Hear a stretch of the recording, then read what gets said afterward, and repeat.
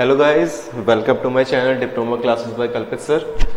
Last हमने अपने जो लेक्चर में किया था कुछ प्रॉपर्टीज डिस्कस करी थी जो थी हमारी viscosity, vapour pressure, cohesion and adhesion. आज जो हम डिस्कस करने जा रहे हैं बहुत ही इंपॉर्टेंट प्रॉपर्टी है जो related to cohesion and adhesion है, जिसका नाम है सरफेस टेंशन। चलिए स्टार्ट करते हैं अपना टॉपिक सरफेस टेंशन। तो सरफेस टेंशन आखिर है क्या? आप लोगों ने बचपन में सबने ड्राइंग बनाई हुई, कला बोलते थे आप, ड्राइंग या कला, आप सबने ड्राइंग बनाई होगी बचपन में। आप बूंद कैसे बनाते थे? बूंद लिक्विड या ड्रॉपलेट की बात करता हूं मैं, बारिश की बूंदें, रेन ड्रॉप। किस शेप की बनाते थे आप रेन ड्रॉप? कुछ इस तरह से बनाते थे, याद है सबको? कुछ इस तरह से बनाते थे। आप इनको ऐसे क्यों नहीं बनाते थे? आप इनको इस तरह क्यों नहीं बनाते थे? ऐसे ही क्यों बनाते थे? क्या रीजन था इसके पीछे? इसका रीजन था सरफेस टेंशन। देखो अब सिंपल, हम बचपन से ड्राइंग बनाते आ रहे हैं, हम साइंस यूज करते आ रहे हैं उसमें, और वो साइंस क्या है? वो है हमारी सरफेस टेंशन। अब पढ़ने को हमें कहाँ मिली? अब जाके हमें पता चला कि सरफेस टेंशन लगता है तब हमारी ड्रॉपलेट या लिक्विड की जो बूंदें होती है, हमारी रेन ड्रॉप्स होती है, वो इस तरह की दिखती है। बचपन से ऐसे ही तो बनाते आए हैं बूंदों को, कुछ इस तरह का शेप देते हैं। तो ये जो इस तरह की इसकी टेल निकल आती है, ये टेल जो निकल के आती है, ये किस वजह से आती है? सरफेस टेंशन की वजह से ही आती है। ये सरफेस टेंशन की वजह से ही आती है। इसका रीजन कुछ और नहीं है, इसका रीजन सरफेस टेंशन ही है। चलिए एक एग्जांपल और लेते हैं। आपने देखा होगा जो छोटे छोटे कीड़े मकोड़े होते हैं, आपने देखा होगा जो छोटे छोटे कीड़े मकोड़े होते हैं वो इजीली पानी पे चल पाते हैं। देखा है आपने?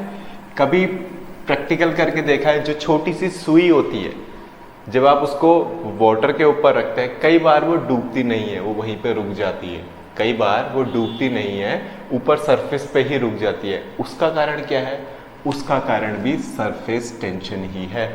उसका कारण भी सरफेस टेंशन ही है। तो आइए समझते हैं एक्चुअली सरफेस टेंशन में होता क्या है कि कीड़े मकोड़े इजीली पानी पे चल पाते हैं, या जो हमारी रेन ड्रॉप है उसका शेप कुछ इस तरह का होता है। जो हमारी रेन ड्रॉप है उसका शेप कुछ इस तरह का हो जाता है। इससे पहले हमने एक प्रॉपर्टी पढ़ी थी कोहेशन, और एक प्रॉपर्टी पढ़ी थी एडहेशन। अगर आप लोगों को याद हो, लास्ट लेक्चर में हमने दो प्रॉपर्टी पढ़ी थी। एक प्रॉपर्टी पढ़ी थी कोहेशन और दूसरी प्रॉपर्टी पढ़ी थी एडहेशन। तो कोहेशन क्या थी? सेम मॉलिक्यूल्स में लगने वाला जो फोर्स ऑफ अट्रैक्शन होता है, सेम मॉलिक्यूल्स में लगने वाला जो फोर्स ऑफ अट्रैक्शन होता है उसको कोहेशन बोलते हैं। और एडहेशन क्या होता है? डिफरेंट सरफेसेस या डिफरेंट मॉलिक्यूल्स के बीच में लगने वाला फोर्स। डिफरेंट सरफेसेस या डिफरेंट मॉलिक्यूल्स के बीच में लगने वाला फोर्स को हम एडहेशन बोलते हैं। तो यहाँ पे जो मेन रोल प्ले करता है वो करता है हमारा कोहेशन या कोहेसिव फोर्स। कोहेशन या कोहेसिव फोर्स आइए समझते हैं कैसे। हमने कहा सपोज हमारे पास एक कंटेनर में पानी भरा हुआ है। सपोज मेरे पास एक कंटेनर में क्या है? पानी भरा हुआ है। अब इसके अंदर कई सारे मॉलिक्यूल्स होंगे। अगर मैं माइक्रोस्कोपिक लेवल पे जाता हूं तो मुझे क्या है? यहाँ पे कई सारे मॉलिक्यूल्स होंगे। इसके अंदर होंगे कि नहीं होंगे? बिल्कुल होंगे, क्यों नहीं होंगे? तो ये क्या कर रहे हैं? ये हर डायरेक्शन में एक फोर्स लगा रहे होंगे, और इन फोर्सेस को बैलेंस करने के लिए एक दूसरा मॉलिक्यूल भी होगा उसके रिस्पेक्ट में। उन फोर्सेस को बैलेंस करने के लिए एक दूसरा मॉलिक्यूल भी होगा उनके अगल बगल चारों तरफ, या जिस डायरेक्शन में फोर्स लगा रहे हैं वहां पे एक मॉलिक्यूल जरूर होगा। पर ये तो क्या है? जब हम अंदर है पानी के, जब हम इस पोजीशन पे, पर जैसे जैसे हम कहाँ जाते हैं? फ्री सरफेस की तरफ। ये हमारा फ्री लिक्विड सरफेस है, फ्री लिक्विड सरफेस है। जैसे जैसे हम फ्री लिक्विड सरफेस की तरफ बढ़ते हैं वैसे वैसे क्या होता है? ये जो फोर्स है, ये जो इक्विलिब्रियम फोर्स है, ये क्या होता है? कम होता जाता है। किस तरह? यहाँ पे जो मॉलिक्यूल है, यहाँ पे जो मॉलिक्यूल है उसके पास ऊपर की तरफ से बैलेंस करने के लिए कोई लिक्विड मॉलिक्यूल नहीं है। उसके पास ऊपर की तरफ से बैलेंस करने के लिए कोई दूसरा लिक्विड मॉलिक्यूल नहीं है। इसका नीचे का जो ये पोर्शन है, इसका नीचे का जो ये पोर्शन है ये तो किसी तरह से बैलेंस्ड हो गया है। क्यों? क्योंकि इसके नीचे आपके पास लिक्विड मॉलिक्यूल्स है जो इसको बैलेंस कर रहे हैं। पर ये जो अपवर्ड फोर्स है, ये जो ऊपर से मैं कहूँ एटमॉस्फेरिक प्रेशर है हमारा, एटमॉस्फेरिक प्रेशर, जो एटमॉस्फेयर प्रेशर लगा रही है वो उसके साथ बैलेंस में या इक्विलिब्रियम में नहीं आ पा रहा है। हम बोलते हैं इक्विलिब्रियम या बैलेंस नहीं हो पा रहा है, बैलेंसिंग नहीं हो पा रही है फोर्स की हमारी, balancing of force, balancing of force हमारा नहीं हो पा रहा है। तो जब यहाँ पे बैलेंसिंग ऑफ फोर्स नहीं हो पाती है तो ये जो अनबैलेंस्ड फोर्स है वो क्या करता है, एक पुल लगाता है, एक स्ट्रेच लगाता है। किस पे? हमारे इस मॉलिक्यूल पे, इस मॉलिक्यूल पे, जिसकी वजह से क्या होता है, एक कोहेसिव फोर्स जनरेट होता है। कोहेसिव फोर्स कहाँ होता है? हमने बात करी थी अभी, सेम मॉलिक्यूल्स में। कोहेसिव फोर्स कहाँ होता है? सेम मॉलिक्यूल्स में। तो ये क्या कर रहे हैं, जो फ्री सरफेस पे हमारे वाटर मॉलिक्यूल्स है वो क्या कर रहे हैं, एक फोर्स लगा रहे हैं, डाउनवर्ड फोर्स लगा रहे हैं, जिसकी वजह से क्या हो रहा है, यहाँ पे एक थिन लेयर बन जा रही है, यहाँ पे एक थिन लेयर बन जा रही है। अब एक ही मॉलिक्यूल तो नहीं होगा ना, यहाँ से यहाँ तक कई सारे मॉलिक्यूल होंगे, तो सब क्या कर रहे हैं, एक फोर्स लगा रहे हैं नीचे, अपने आप को बैलेंस करने की कोशिश कर रहे हैं, अपने आप को इक्विलिब्रियम में लाने की कोशिश कर रहे हैं, और उस कोशिश में यहाँ पे एक थिन लेयर फॉर्म कर दे रहे हैं, फ्री लिक्विड सरफेस पे थिन लेयर फॉर्म कर दे रहे हैं। अब ये ध्यान रखना, हम ये एक फिनोमेना ये नहीं बोलेंगे कि कीड़े मकोड़े हमारे चलते हुए या बहते हुए पानी में भी चल पाते हैं, बहते हुए पानी में वो डूब जाते हैं, क्योंकि ये वहाँ पे कंडीशन एग्जिस्ट नहीं करेगी। ये हमारी कंडीशन एग्जिस्ट करेगी स्टिल वाटर में, स्टिल वाटर, स्टेशनरी वाटर। जब स्टैटिक्स की बात कर रहे हैं, जब हम स्टैटिक्स की बात कर रहे हैं उस टाइम पे ये कंडीशन एग्जिस्ट करेगी। पर अगर हमारा मूविंग वाटर है या मोशन में है तब उस टाइम पे ये कंडीशन एग्जिस्ट नहीं करेगी। तो क्या करेंगे ये मॉलिक्यूल्स? ये मॉलिक्यूल्स नीचे को फोर्स लगा रहे हैं और अपने आप को बैलेंस करने की कोशिश कर रहे हैं। सेम यही फिनोमेना होता है हमारे वाटर ड्रॉपलेट्स के साथ या रेन ड्रॉप्स के साथ। जब वो नीचे की तरफ आते हैं तो शेप तो उनका यही होता है, स्फेरिकल, शेप तो उनका यही होता है, स्फेरिकल इन शेप होते हैं वो। पर जैसे जैसे वो नीचे गिरते हैं, ग्रेविटी की वजह से नीचे की तरफ आते हैं, तो क्या होता है, वो अपनी फोर्सेस को बैलेंस करने की कोशिश करते हैं अगल बगल उनके साथ, अगर कोई और मॉलिक्यूल है उसके साथ। पर जो फ्री सरफेस वाले हैं, जो फ्री सरफेस पे मॉलिक्यूल है, वो क्या करते हैं, वो एक फोर्स एक्सर्ट करने की कोशिश करते हैं और अपने आप के चारों तरफ एक लेयर बना लेते हैं, जिसकी वजह से हमारी वाटर ड्रॉपलेट कुछ इस शेप की दिखती है, कोनिकल फॉर्म बोल देंगे हम, कोनिकल फॉर्म, कोन की तरह हो जाती है। देखा होगा ना, सॉफ्टी खाते हो, आइसक्रीम, कॉर्नेटो खाते हो, उसका कोन होता है, कुछ इस तरह का कोन बन जाता है। मैंने कहा, या बर्थडे कैप देखी होगी आपने, बर्थडे कैप, बर्थडे कैप कुछ इस तरह की होती है, तो कुछ इस तरह का ही हमने कहा ये स्ट्रक्चर बन गया, ऐसा, ये इस तरह का स्ट्रक्चर आ गया हमारा। तो सरफेस टेंशन से क्या हो रहा है, एक थिन फिल्म बन जा रही है, एक थिन फिल्म बन जा रही है हमारी, कहां पे, फ्री लिक्विड सरफेस पे एक थिन फिल्म बन जा रही है। किसकी वजह से, कोहेसिव फोर्स की वजह से, कोहेसिव फोर्स की वजह से, जिसके कारण क्या होता है, जो हमने देखा कि इंसेक्ट और जो हम निडल की बात कर रहे थे वो इजीली वहां पे चलने लग जाते हैं। तो अगर मैं डिफाइन करूं सरफेस टेंशन को, सरफेस टेंशन का हमारा सिंबल होता है सिग्मा। सरफेस टेंशन को हम बोलते हैं, डिनोट करते हैं इससे, इसको बोलते हैं सिग्मा। तो सिग्मा इक्वल्स टू होता है फोर्स पर unit length, force exerted per unit length is known as surface tension। Sigma से डिनोट करते हैं इसको, फोर्स पर unit length is known as surface tension. Force की यूनिट होती है न्यूटन, लेंथ की यूनिट होती है मीटर, तो न्यूटन पर metre is its SI unit. इसकी एसआई यूनिट क्या निकल के आ गई, न्यूटन पर मीटर। तो समझ गए होंगे आप कि जो हमारा लिक्विड ड्रॉपलेट है या जो वाटर का मॉलिक्यूल है उसका शेप इस तरह का क्यों होता है, या जो रेन ड्रॉप है हमारा उसका शेप हम हमेशा ऐसा क्यों बनाते हैं, बूंद हम जब भी शो करते हैं ऐसे क्यों करते हैं, उसका कारण है हमारा सरफेस टेंशन। इसी कारण से हम बूंद को ऐसा बनाते हैं, क्योंकि इसके फ्री जो सरफेस है उस पर एक फोर्स लगता है, उस पर एक फ्री सरफेस पे, एक फ्री लिक्विड सरफेस पे एक फोर्स लगता है जिसकी वजह से वो एक थिन लेयर बना लेती है अपने चारों तरफ। एक फोर्स अपने आप को बैलेंस करने के लिए एक फोर्स लगाती है, इक्विलिब्रियम में लाने के लिए एक फोर्स लगाती है जो उसके फ्री मॉलिक्यूल्स है सरफेस पे। ये हमने देखा था यहाँ पे, जो फ्री मॉलिक्यूल्स थे ये क्या कर रहे हैं, अपने आप को इक्विलिब्रियम में लाने की कोशिश कर रहे हैं और यहाँ पे एक थिन लेयर फॉर्म कर ले रहे हैं, यहाँ पे एक थिन लेयर फॉर्म कर ले रहे हैं जिसकी वजह से एक थिन लेयर फॉर्म हो जा रही है। और जो हमारे इंसेक्ट्स हैं, ज्यादा बड़े नहीं, ह्यूमन बीइंग नहीं चल सकता, इंसेक्ट छोटे छोटे जैसे हमारे मॉस्किटो हो गए, मॉस्किटोज, या और भी कोई किसी तरह के मच्छर, आपने कई बार देखा होगा पानी के ऊपर बैठे रहते हैं मच्छर, जो रुका हुआ पानी होता है, किस वजह से, सरफेस टेंशन की वजह से।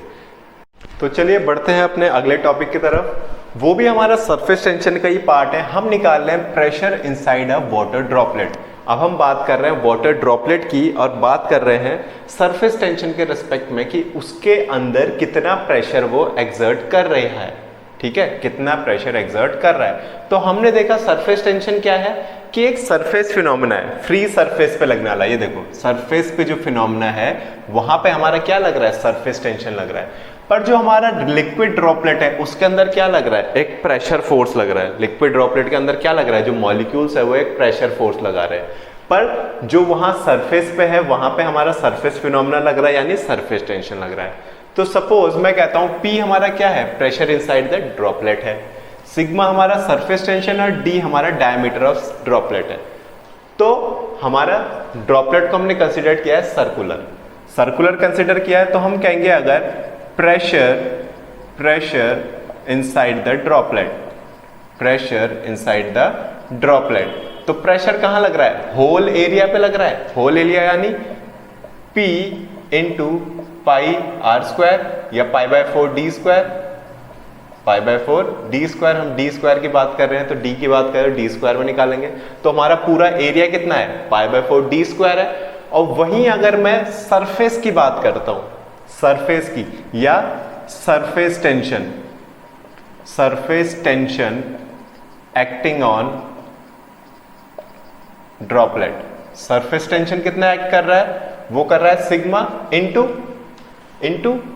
2 पाई आर या पाई डी एक्ट कर रहा है। क्यों, क्योंकि वो कहां कर रहा है, केवल सरफेस पे। अगर मैंने कहा ये मॉलिक्यूल है तो हमारा सरफेस टेंशन यहां पे एक्ट कर रहा है केवल इस पे, और प्रेशर कहां एक्ट कर रहा है, उसके अंदर। प्रेशर कहां एक्ट कर रहा है, उसके अंदर, और सरफेस टेंशन कहां एक्ट कर रहा है, उसकी केवल सरफेस पे एक्ट कर रहा है। तो इसलिए सिग्मा इंटू पाई डी। तो इक्विलिब्रियम में आने के लिए इन दोनों फोर्सेस को बराबर होना पड़ेगा। फॉर इक्विलिब्रियम क्या होगा, ये दोनों फोर्सेस बराबर हो जाएंगी तो हो जाएगा P into pi by 4 d square equals to sigma into pi D.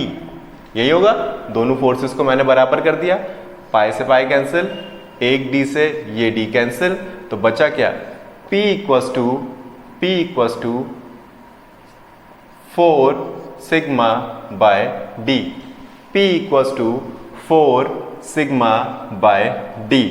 ये हमारा यूबीटीआर के एग्जाम पॉइंट ऑफ व्यू से इंपॉर्टेंट टॉपिक तो नहीं है, UBTER exam point of view से इंपॉर्टेंट टॉपिक तो नहीं है। पर अगर मैं अपने कंपटीशन की बात करूं, उसके हिसाब से एक इंपॉर्टेंट टॉपिक है कि pressure inside a water droplet कितना होता है, वो होता है pressure equals to 4 sigma upon d, 4 sigma by d. ये हमारा इंपॉर्टेंट टॉपिक है from competition point of view. अगर मैं एग्जाम पॉइंट ऑफ व्यू से बोलूं यूबीटीआर के इतना ज्यादा इंपॉर्टेंट नहीं है, पर अगर मैं एसएससी जेई की बात करूं वहां पे एक क्वेश्चन पूछ लिया जाता है कि pressure inside a water droplet निकालिए, स्ट्रेट फॉरवर्ड क्वेश्चन बन जाता है, सिग्मा की वैल्यू दी रहती है या प्रेशर की वैल्यू दी रहती है, सिग्मा पूछ लेता है, सिग्मा की वैल्यू दी रहती है, प्रेशर पूछ लेता है या डायमीटर पूछ लेता है। तो ये इंपॉर्टेंट टॉपिक है हमारा inside of water droplet. Similarly आता है हमारा एक soap bubble, pressure inside a soap bubble. Soap bubble पता है, सोप यानी साबुन, साबुन से जो झाग बनता है, झाग से एक गुब्बारा बनता है, गुब्बारा बोलते हैं बबल, ठीक है। Pressure inside a soap bubble की बात कर रहे हैं, pressure inside a soap bubble. तो वहां पे क्या हो जाएगा, हॉलो है वो, सोप बबल है वो तो हॉलो है। यहां पे क्या था, यहां पे तो भरा हुआ था पूरा, यहां पे तो पूरा भरा हुआ था, ड्रॉपलेट थी, चारों तरफ मॉलिक्यूल्स थे। पर जब मैं सो बबल की बात कर रहा हूं, सो बबल क्या है, हॉलो इन द शेप है। तो हॉलो इन द शेप है तो क्या चेंज आएगा वहां पे, जो हमारा फॉर्मूला है उसमें थोड़ा सा चेंज आता है, बस जो हमारा फॉर्मूला है उसमें बहुत ही माइन्यूट सा चेंज आता है। तो चेंज क्या आता है उसमें, अब जो सरफेस टेंशन है वो दो जगह पे एक्ट कर रहा है, दो सरफेस पे एक्ट कर रहा है, एक अंदर से एक बाहर से, दो सरफेस, क्योंकि वो दोनों एक ही है, अब तो सिंगल है, अंदर से कोई मॉलिक्यूल नहीं है, फ्री मॉलिक्यूल नहीं है। तो सिंपल से हमारा, अगर मैं फोर्सेस को बैलेंस करने पे आता हूं, फोर्सेस को बैलेंस करने पे आता हूं यहां पे, तो वहां पे हमने क्या किया था, P इंटू π/4 d स्क्वायर किया था, और साथ में किया था सिग्मा इंटू पाई डी। तो चेंज क्या होगा, ये जो सरफेस टेंशन है दो ट्वाइस हो जाएगी, बस सरफेस टेंशन क्या है, ट्वाइस हो जाएगी। तो डी डी डी उधर गया, P इक्वल टू आता है 4 2 जा 8 sigma upon d, P equal to निकल के आता है 8 सिग्मा अपॉन डी। अगर यूबीटीआर के फॉर्मेट के हिसाब से देखा जाए इतना इंपॉर्टेंट टॉपिक नहीं है, पर अगर मैं अपने एसएससी जेई के हिसाब से देखूं इंपॉर्टेंट टॉपिक है। तो चलिए आगे बढ़ते हैं अपने नेक्स्ट टॉपिक पे। नेक्स्ट टॉपिक है हमारा कैपिलैरिटी। कैपिलैरिटी नेक्स्ट टॉपिक का नाम है हमारा कैपिलैरिटी। कैपिलरी ट्यूब देखी होगी आप लोगों ने केमिस्ट्री में, केमिस्ट्री लैब में कैपिलरी ट्यूब देखी होगी, बहुत ही पतली सी ट्यूब होती है, परख नली भी बोलते हैं उसको, परख नली हिंदी में अगर मैं बात करूं, परख नली, बहुत ही पतली सी ट्यूब होती है, एक ओपनिंग होती है उसके, और टेस्ट ट्यूब की बात नहीं कर रहा हूं, परख नली अलग चीज हो गई, बहुत ही पतली सी ट्यूब है कैपिलरी ट्यूब हमारी। तो कैपिलैरिटी क्या है, कैपिलैरिटी है हमारा राइज और फॉल, राइज और फॉल ऑफ लिक्विड, राइज और fall of liquid in a capillary tube, in a capillary tube, rise or fall of liquid in a capillary tube is known as capillarity, is known as capillarity। अब ये capillarity क्यों होती है, फिर से हम वही पुराने टॉपिक पे जाते हैं अपने, कोहेशन और एडहेशन की वजह से। ये जो कैपिलरी एक्शन होता है उसके होने का रीजन होता है कोहेशन और एडहेशन। अब अगर मैं इसको एग्जांपल से समझाना चाहूँ, कभी आपने देखा होगा जब आपने ग्लास ऑफ वाटर को अपनी लिमिट से ज्यादा भर देते हो, एक लिमिट से ज्यादा भर देते हो, तो वहां पे आप हल्का सा एक, अगर आप क्लोजली चेक करोगे तो हल्का सा एक बल्ज्ड आउट पार्ट दिखाई देता, आपको उभार दिखाई देता उसमें। कभी आपने अगर नोटिस किया होगा, अगर आप वाटर ग्लास को अपने उसकी लिमिट से ज्यादा भर देते हो, उसकी लिमिट से, मैंने कहा ऐसा नहीं है कि बिल्कुल ओवरफ्लो कर दिया, आप कोशिश कर रहे हो उसको धीरे धीरे धीरे टॉप तक लाने की, और टॉप से आप थोड़ा सा ज्यादा करोगे तो आपको हल्का सा एक बल्ज्ड आउट पार्ट दिखाई देता है, कुछ इस तरह का। तो यही हमारा कैपिलरी राइज या कैपिलरी फॉल है, यही हमारा कैपिलरी राइज या कैपिलरी फॉल है। ये एक एग्जांपल से समझ रहे हैं हम ग्लास में पानी लेके, पर ये ज्यादा अच्छा किसके साथ दिखाई देता है, कैपिलरी ट्यूब के साथ। अगर मैं कैपिलरी ट्यूब यूज करूंगा तो मुझे ज्यादा अच्छा ये तब समझ आएगा, ये कैपिलैरिटी फिनोमेना या कैपिलरी फिनोमेना जो है हमारा, ये तब मुझे ज्यादा अच्छा समझ में आएगा। तो इसमें दो फिनोमेना होता है, एक होता है राइज का, दूसरा होता है फॉल का। एक होता है राइज का, दूसरा होता है फॉल का। अब राइज किस तरह होता है और फॉल किस तरह होता है। सपोज मैंने कहा एक मेरे पास कंटेनर है जिसमें मैंने अपनी कैपिलरी ट्यूब डुबो रखी है, जिसमें मैंने अपनी कैपिलरी ट्यूब डुबो रखी है, ये मेरा वाटर भरा हुआ है, और सिमिलरली एक और है, उसमें ही मैंने यही काम कर रखा है, उसमें ही मैंने सेम यही काम कर रखा है, अपनी ट्यूब डुबो रखी है।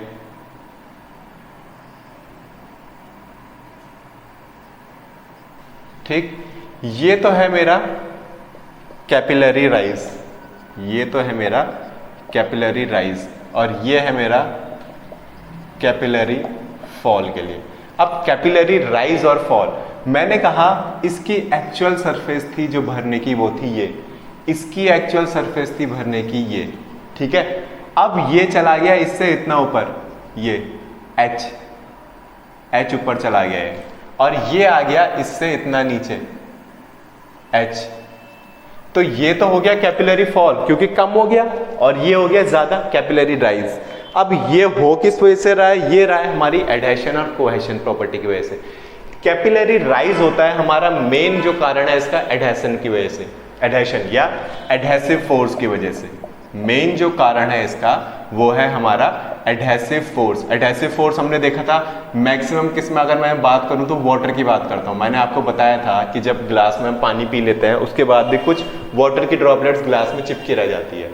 एडहेसिव फोर्स मतलब दूसरे के साथ चिपकने की टेंडेंसी कितनी ज्यादा है, तो वाटर की जो टेंडेंसी है वो बहुत ज्यादा है, वाटर की जो टेंडेंसी है वो बहुत ज्यादा है। तो इस वजह से कैपिलरी राइज का जो फिनोमेना होता है वो वाटर हमारा इजीली शो कर देता है। और बात करते हैं कैपिलरी फॉल की, वो होता है हमारा कोहेशन की वजह से या कोहेसिव फोर्स की वजह से। मतलब कि सेम मॉलिक्यूल आपस में एक दूसरे के साथ स्टिक करने की कोशिश कर रहे हैं, सेम मॉलिक्यूल्स आपस में एक दूसरे के साथ स्टिक करने की कोशिश कर रहे हैं, जिसकी वजह से हमारा कोहेशन फोर्स जनरेट हो रहा है। और कोहेशन फोर्स की वजह से क्या आ रहा है? कैपिलरी फॉल आ रहा है। और ये हमारा दिखाई देता है मरकरी में, ये हमारा दिखाई देता है मरकरी में। मैं कोशिश करूंगा आप लोगों को मरकरी दिखाऊं एक, अगर मेरे को पॉसिबल हो पाया तो मैं मरकरी लाके आप लोगों को शो करूंगा कि वो किस तरह बिहेव करता है। हमने डेंसिटी की बात करी थी मरकरी के साथ साथ, हमने बात करी थी उसके कि वो किसी भी उसके साथ मिक्स नहीं होता है, वो किसी भी सब्सटेंस के साथ मिक्स नहीं होता है, वो सेपरेट रहता है हमेशा। तो अगर पॉसिबल हो पाया तो मैं आपको एक एक्सपेरिमेंट करके दिखाऊंगा मरकरी के साथ कि वो किस तरह बिहेव कर रहा है। जो कैपिलरी राइज कैपिलरी फॉल की हम बात कर रहे हैं वो किस तरह बिहेव कर रहा है, किस तरह नेचर उसका शो आ रहा है। तो कैपिलरी राइज क्या हो गया? ये हो रहा है हमारा एडहेसिव प्रॉपर्टी की वजह से, और जो शो कर रहा है हमारा वाटर में। और जो हमारा कैपिलरी फॉल है वो हो रहा है हमारा कोहेशन की वजह से। तो यहां से हमारा एक फॉर्मूला निकल के आता है, यहां से हमारा एक फॉर्मूला निकल के आता है H = 4 sigma cos theta upon rho g d, 4 sigma cos theta upon rho g d, ठीक है। अब H क्या है? H है हमारा कैपिलरी राइज या फॉल, कैपिलरी राइज या फॉल। सिग्मा क्या है? Surface tension, surface tension. Rho हमारी डेंसिटी ऑफ फ्लूइड है, जो भी हम फ्लूइड यूज कर रहे हैं, वाटर होगा मरकरी होगा, जो भी हम डेंसिटी की बात कर रहे हैं। जी हमारा एक्सेलरेशन ड्यू टू ग्रेविटी है जिसकी वैल्यू हमारी कांस्टेंट रहती है। और डी क्या है हमारा? डी है हमारा dia of tube, diameter of tube, जिस ट्यूब को हम यूज कर रहे हैं। तो बात करते हैं थीटा एंगल की। अभी थीटा एंगल कैसे आ रहा है? जो हम ये बात कर रहे थे, जो कर्व बन रहा है कुछ इस तरह का, तो जब हम इसका एंगल फाइंड आउट करेंगे तो यहाँ पे ये एक एंगल बना रहा है, ये एक एंगल बना रहा है यहाँ पे कुछ इस तरह का, तो ये एंगल वो एंगल है। तो अगर मैं बात करता हूँ वाटर के केस में, अगर मैं बात करता हूँ वाटर के केस में, तो थीटा की वैल्यू होती है आपकी 0 डिग्री। ये इंपॉर्टेंट क्वेश्चन है, यूबीटीआर के हिसाब से ये पूछा जाता है कि कैपिलरी राइज है कैपिलरी फॉल। वैसे टॉपिक आपने अपने 10th में ही पढ़ रखा है या फिजिक्स में ही पढ़ा होगा, या फिजिक्स में ही पढ़ा होगा कैपिलरी राइज और कैपिलरी फॉल, वहां पे भी आता है ये। तो थीटा की वैल्यू क्या होती है वाटर के केस में? अगर यहाँ पे मैं बात करूंगा, उसने वाटर ले रखा है तो थीटा की वैल्यू होती है 0 डिग्री, और वहीं पे अगर उसने मरकरी ले रखा है तो थीटा की वैल्यू कितनी होती है? वो होती है 128 डिग्री से 135 डिग्री के बीच में वेरी करती है, पर हम जनरली इसको 130 डिग्री ले लेते हैं, जनरली हम इसको 130 डिग्री ले लेते हैं। तो अगर आपको ये वैल्यूज गिवन नहीं है तो आप इनको एज्यूम कर सकते हैं, ऑटोमेटिक आप इनको एज्यूम कर सकते हैं कि थीटा की वैल्यू फॉर वाटर 0 डिग्री होती है और थीटा की वैल्यू फॉर मरकरी 128 से 135 के बीच में वेरी करती है। नहीं तो आप 130 एग्जैक्ट वैल्यू ले सकते हो, ठीक है। ये हमारा 1 मार्क्स में क्वेश्चन बन जाता है कि थीटा की value in capillary rise and capillary fall, ये हमारा होता है फॉर्मूला। ये हमारा एग्जाम पॉइंट ऑफ व्यू से इंपॉर्टेंट फॉर्मूला है कि कैपिलरी राइज है कैपिलरी फॉल निकालिए, उसके हिसाब से आपको सिग्मा, थीटा, रो, जी, डी जो भी है ये वैल्यूज गिवन होंगी। और साथ ही साथ अगर मैं अपने एसएससी जेई के एग्जाम की बात करूं, वहां के हिसाब से भी ये इंपॉर्टेंट टॉपिक है कैपिलरी राइज और कैपिलरी फॉल। एक तो क्वेश्चन आपका थ्योरेटिकल बन जाता है कि किस रीजन से आपका कैपिलरी राइज है कैपिलरी फॉल होता है, उसका आंसर है आपका कोहेशन और एडहेशन की वजह से, कोहेशन और एडहेशन की वजह से। और दूसरा न्यूमेरिकल बन जाता है, दूसरा आपका वहां पे न्यूमेरिकल बन जाता है, जिसके लिए आपको ये केवल एक फॉर्मूला यूज करना है 4 sigma cos theta upon rho g D, जिसके थ्रू आपका आंसर इजीली आपको मिल जाएगा। तो ये थी हमारी प्रॉपर्टी कैपिलैरिटी, जिसमें हमने देखा कैपिलरी राइज और कैपिलरी फॉल के बारे में। हमने सरफेस टेंशन समझ लिया, सरफेस टेंशन क्या होता है, सरफेस टेंशन किस तरह एक्ट कर रहा है, किस तरह वर्क कर रहा है, क्या उसके रीजन है, उसकी हमने बात कर ली है। आइए एक न्यूमेरिकल कर लेते हैं, किसके ऊपर, इसी टॉपिक के ऊपर, अपना कैपिलैरिटी के ऊपर एक न्यूमेरिकल करते हैं और फिर उसके बाद अपने नेक्स्ट टॉपिक पर आगे बढ़ते हैं। तो आइए देख लेते हैं अपना न्यूमेरिकल। क्वेश्चन है determine the minimum size of glass tube. Size निकालना है ग्लास ट्यूब का, यानी गिवन से पहले हम देख लेते हैं क्या निकालना है, डायमीटर। साइज मतलब डायमीटर ही तो होगा, हाइट लेंथ की बात थोड़ी करेंगे, डाय निकालना है उसका। Which can be use to measure water level if capillarity rise is restricted to इतना, यानी h की वैल्यू दे दी कितना 2.8 mm। Give surface tension of water in contact with air is given, surface tension of water in contact with air is इतना 0.0735 Newton पर metre. हमें given क्या क्या है, h है, सिग्मा है और निकालना क्या है d। हमारे पास फॉर्मूला क्या होता है, h equals to 4 sigma upon rho g d. अब देखो यहाँ पे क्या है, वाटर, उसने साफ साफ बोल दिया वाटर, और मुझे पता है वाटर की डेंसिटी कितनी होती है 1000 kg पर मीटर क्यूब, और g की वैल्यू कितनी होती है 9.8 मीटर पर सेकंड स्क्वायर। ठीक है, ये मैंने कहा था आपसे कि हमें ध्यान रखना है कि वाटर की डेंसिटी कितनी है 1000 kg पर मीटर क्यूब।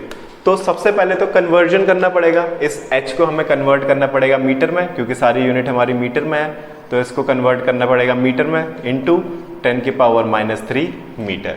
अब क्या करते हैं, सीधे अपने इक्वेशन में आ जाते हैं। इक्वेशन क्या है, h equals to 4 sigma cos theta, एक पार्ट भूल गया हूँ, 4 sigma cos theta upon rho g D.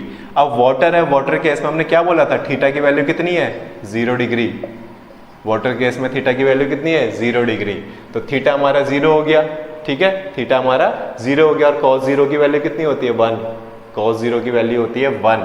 तो h की वैल्यू मैंने कहा कितनी हो गई 2.8 into 10⁻³ equals to 4 into sigma की वैल्यू है 0.0735 अपॉन रो है 1000, g है 9.81 और d एज इट इज।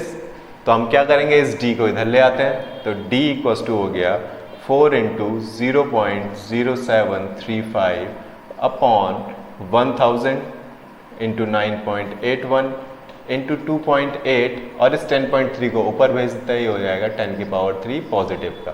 तो इसको सॉल्व कर लेते हैं, यहाँ सॉल्व करेंगे तो ये बचेगा 73.5, डी आ गया मेरा 4 इंटू, या इस 1000 से इस 1000 को कैंसिल कर देते हैं, इस 1000 से इस 1000 को कैंसिल कर देते हैं, और अपनी इक्वेशन को अब सॉल्व कर लेते हैं। तो क्या है हमारी equation, 4 into 0.0735 divide by 9.81 divide by 2.8, तो हमारा आंसर निकल के आया 0.0107 मीटर, 0.0107 मीटर हमारा आंसर आ गया। इसी तरह के क्वेश्चन आपके एक्सटर्नल में या यूबीटीआर के जो हमारे पेपर होते हैं एक्सटर्नल के, उसमें पूछे जाते हैं, या फिर हमारे अगर मैं कहूँ कंपटीशन की बात करता हूँ उसमें पूछे जाते हैं। तो आज का सेशन यहीं पे ख़त्म करते हैं। बच्चों, मैं सोच रहा हूँ कि आपका कोई और सब्जेक्ट भी शुरू किया जाए। अगर आप चाहते हो कोई और सब्जेक्ट शुरू किया, जैसे मैं अप्लाइड मैथमेटिक्स फर्स्ट स्टार्ट करने की सोच रहा हूँ, अगर आप लोग इंटरेस्टेड हो अप्लाइड मैथमेटिक्स फर्स्ट पढ़ने में तो प्लीज़ मुझे कमेंट बॉक्स में बता दें कि आप लोग इंटरेस्टेड हैं या आप लोग पढ़ना चाहते हैं। वो भी साथ साथ इन वीडियोस को व्यू करते रहे और चैनल को सब्सक्राइब करें, लाइक करें, शेयर करें, साथ ही नोटिफिकेशन आइकन जो आपका बेल आइकन है उसको ज़रूर प्रेस करें, क्योंकि हर मॉर्निंग 9 AM हमारा नया वीडियो आ रहा है। डेली हमारा एक नया वीडियो आएगा। चाहे अगर आप लोग कहते हैं अप्लाइड मैथमेटिक्स आप चाहते हो फर्स्ट, क्योंकि मैं फर्स्ट से शुरू करूंगा, सेकंड पे तब जाएंगे, क्योंकि जब फर्स्ट कर लेंगे तभी सेकंड पे जा पाएंगे। उसके हम क्वेश्चन करेंगे, उसके जो भी सॉल्यूशन होंगे वो मैं कर लूँगा जो भी आपकी बुक से हैं। तो अगर आप चाहते हो वो मैं आपको उसके भी लेक्चर्स दूं या उसके भी वीडियो लेक्चर्स प्रोवाइड करूं, उसके लिए मुझे प्लीज़ बता दीजिएगा। आप लोग कमेंट में ज़रूर मेंशन करिए कि आपको वीडियो में क्या अच्छा लगा। अगर कोई चीज़ समझ नहीं आती है तो प्लीज़ पूछ लीजिएगा, कमेंट बॉक्स में कमेंट करिए। अगर कुछ आप चेंज चाहते हैं, कुछ आप अपने सजेशंस देना चाहते हो तो प्लीज़ सजेशन भी आप कमेंट बॉक्स में ज़रूर लिखिए। तो थैंक यू फ्रेंड्स, तब तक के लिए गुड बाय।